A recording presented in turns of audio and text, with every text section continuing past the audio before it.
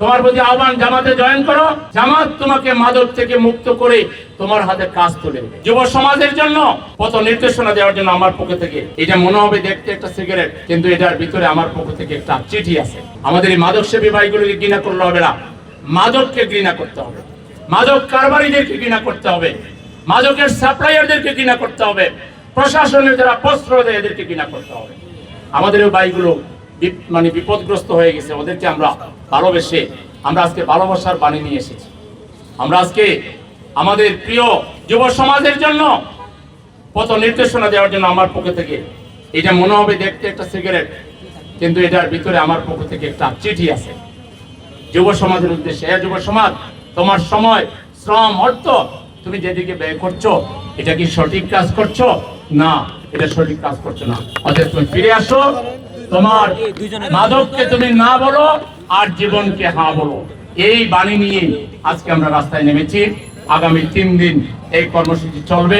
আমি সকল যুব সমাজ যারা মাদক সেবী তাদেরকে এই প্রোগ্রামে নিয়ে আসবেন, তারা আমাদের কথা শুনুক। আমরা কি বলতে চাই আমাদের মাদক সেবী ভাইরাও শুনুক। আপনারা নেক্সট প্রোগ্রামগুলোতে সবাইকে নিয়ে আসবেন, আর আমার এই বাণী, আমার এই লিফলেট আপনারা সব জায়গায় পৌঁছে দিবেন। আমাদের সকল যুবক, সকল ছাত্র ছাত্রী, সকল স্কুলে যাবেন আপনারা।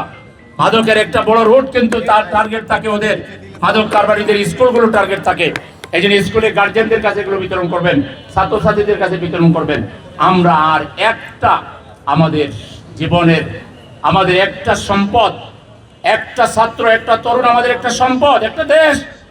আমরা আমাদের আরেকটা সম্পদকে নষ্ট করতে চাই না। সেই জন্য সবাই মিলে আমরা মাদকের বিরুদ্ধে সচেতন হব, মাদক সেবীদের পাশে দাঁড়াবো, তাদেরকে ঘৃণা না করে তাদেরকে বন্ধু ভেবে তাদেরকে কাছে টেনে আপন করে নিয়ে তাদেরকে এই পথ থেকে ফিরিয়ে সঠিক পথে আমরা নিয়ে আসবো ইনশাল্লাহ। পারবো তো ভাই? ইনশাল্লাহ সবাই আমরা এই ক্যাম্পেইনে অংশগ্রহণ করবো তো ইনশাল্লাহ? কারা কারা রাজি আছেন দেখে হাত তুলে দেখান। আমরা এই ক্যাম্পেইনে অংশ নিয়ে মাদক সেবীদের বিরুদ্ধে আমাদের এই সংগ্রাম, আমাদের এই যে মানবিক আবেদন, এটা আমরা সব জায়গায় পৌঁছে দিব।